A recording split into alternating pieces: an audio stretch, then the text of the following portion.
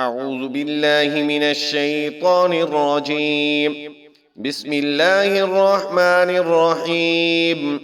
تبارك الذي بيده الملك وهو على كل شيء قدير، الذي خلق الموت والحياة ليبلوكم أيكم أحسن عملا، وهو العزيز الغفور، الذي خلق 7 سماوات طباقا، ما ترى في خلق الرحمن من تفاوت، فارجع البصر هل ترى من فطور، ثم ارجع البصر كرتين ينقلب إليك البصر خاسئا وهو حسير.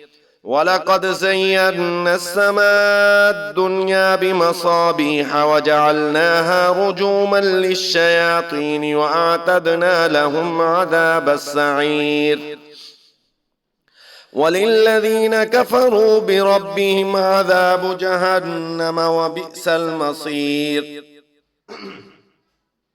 إذا ألقوا فيها سمعوا لها شهيقا وهي تفور، تكاد تميز من الغيظ، كلما ألقي فيها فوج سألهم خزنتها ألم يأتكم نذير، قالوا بلى قد جاءنا نذير فكذبنا وقلنا ما نزل الله من شيء إن أنتم إلا في ضلال كبير. وقالوا لو كنا نسمع أو نعقل ما كنا في أصحاب السعير، فاعترفوا بذنبهم فسحقا لأصحاب السعير. إن الذين يخشون ربهم بالغيب لهم مغفرة وأجر كبير. وأسروا قولكم أو اجهروا به إنه عليم بذات الصدور. ألا يعلم من خلق وهو اللطيف الخبير. هو الذي جعل لكم الأرض ذلولا فامشوا في مناكبها وكلوا من رزقه وإليه النشور. آمنتم من في السماء أن يخسف بكم الأرض فإذا هي تمور، أم أمنتم من في السماء أن يرسل عليكم حاصبا فستعلمون كيف نذير.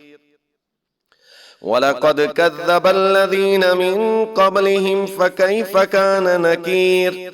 أولم يروا إلى الطير فوقهم صافات ويقبض ما يمسكهن إلا الرحمن إنه بكل شيء بصير. أمن هذا الذي هو جند لكم ينصركم من دون الرحمن إن الكافرون إلا في غرور. أمن هذا الذي يرزقكم إن أمسك رزقه بل لجوا في عتو ونفور.